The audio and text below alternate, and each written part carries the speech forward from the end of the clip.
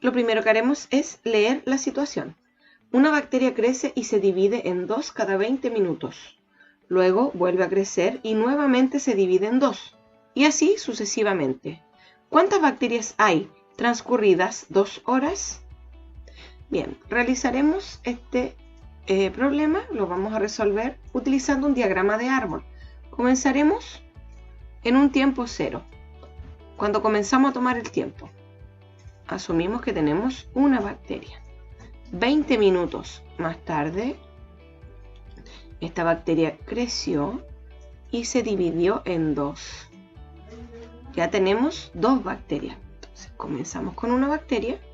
20 minutos después ya tenemos el doble, 2 bacterias. 20 minutos después, es decir, a los 40 minutos, cada una de estas bacterias se dividió en 2. Tenemos el doble de bacterias, 4 bacterias. 20 minutos después, cada una de estas bacterias se divide en 2.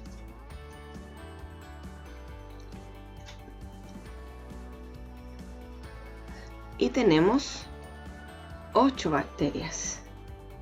Y así continuamos hasta llegar a los 120 minutos, que son las 2 horas que nos preguntaron cuántas bacterias habrán. Ahora, si nosotros nos damos cuenta, estamos siguiendo una secuencia en la que cada una de las bacterias, cada 20 minutos las vamos dividiendo en 2. Yo podría seguir dibujando, pero se me va a generar un problema de que ya no van a caber tantos dibujos en mi hoja. Las bacterias son enanas, pero mis dibujos no son enanos. Si nosotros nos damos cuenta que cada bacteria se duplica, y luego se duplica, y luego se duplica, nosotros podemos representar estos números como potencias de base 2. Lo que tengo es 2 por 2 por 2 y así sucesivamente. Entonces voy a representar una bacteria como potencia de base 2. La única potencia de base 2 que me da como resultado 1 es 2 elevado a 0. La única potencia de base 2 que me da como resultado el mismo número, 2, es 2 elevado a 1. La potencia de base 2 que me da como resultado 4 es 2 elevado a 2. 2 por 2 es 4. Vamos a poner aquí. 2 por 2 es igual a 4. La potencia de base 2 que me da como resultado 8 es 2 elevado a 3, que sería 2 por 2 por 2. Si yo sigo la secuencia, 20 minutos después, esto se va a duplicar. Sin necesidad de hacer el dibujo, yo sé que van a haber 16 bacterias. Luego van a haber 32 bacterias, etcétera, etcétera. Además, sin necesidad de anotar, que yo sé que van a haber 16, yo puedo también deducir qué potencia es la que continúa. Tengo 2 elevado a 0, 2 elevado a 1, 2 elevado a 2, 2 elevado a 3, continuará 2 elevado a 4 y luego 2 elevado a 5, ya voy en un, por aquí, ahí,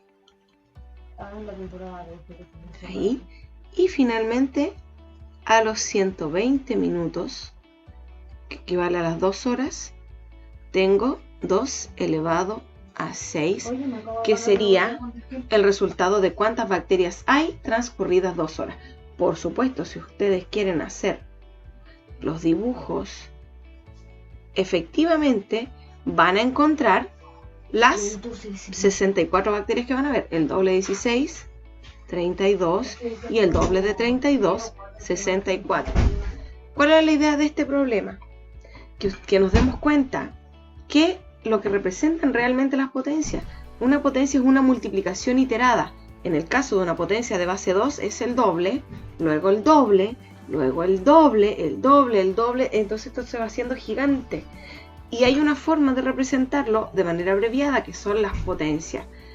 Pero la idea de que ustedes realicen este diagrama de árbol es que ustedes puedan comprender a qué se refiere estas potencias. Esto de 2 por 2 por 2 por 2, para que podamos ver realmente cómo esto se va agrandando enormemente cómo esto se va duplicando y duplicando y duplicando. Bueno, y obviamente podemos seguir estas secuencias lógicas en la que si yo continúo, podríamos responder, por ejemplo, cuántas bacterias hay a las 3 horas, a las 10 horas, a los 2 días, etc. Porque las potencias nos permiten representar números enormes de una manera muy abreviada.